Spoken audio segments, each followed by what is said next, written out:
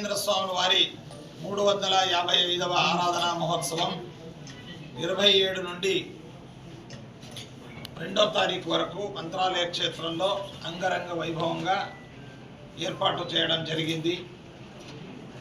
రాఘవేంద్ర స్వాముల వారి ఈ ఆరాధనా మహోత్సవం నిమిత్తంగా 27వ తారీఖు ధ్వజారోహణ కార్యక్రమం అనేటువంటిది, ధ్వజావిష్కరణ, గోపూజ, అశ్వపూజ, లక్ష్మీ పూజ, అలాగే విశేషంగా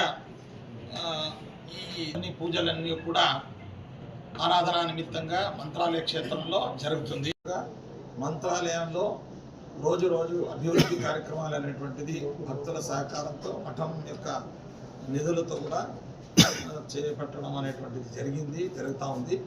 ఇందులో భాగంగా టీసీఎస్ కంపెనీ వాళ్ళకు సంబంధించిన వాళ్ళు మంత్రాలయంలో ఉన్నటువంటి మరుగునీటి వ్యవస్థ, అండర్ గ్రౌండ్ డ్రైనేజ్ను మనకు సంపూర్ణంగా వారి నిధులతో చేసి సుసజ్జితమైనటువంటి మరుగునీటి శుద్ధీకరణ ఎస్టీపీ ప్రాజెక్టును మనకు చేసి ఇచ్చారు. దాదాపుగా 14 నుండి 15 కోట్లకు నిన్న వాళ్ళే ఖర్చు పెట్టి మొత్తం మనకు మఠం, ఈ చుట్టుపక్కల ఉన్నటువంటి ఈ మరుగునీరు అన్నిటినీ కూడా శుద్ధం చేసి మళ్ళా వాడకానికి ఉపయోగపడే విధంగా దాన్ని శుద్ధం చేసి ఇచ్చేస్తూ ఉన్నారు. అది చేశారు.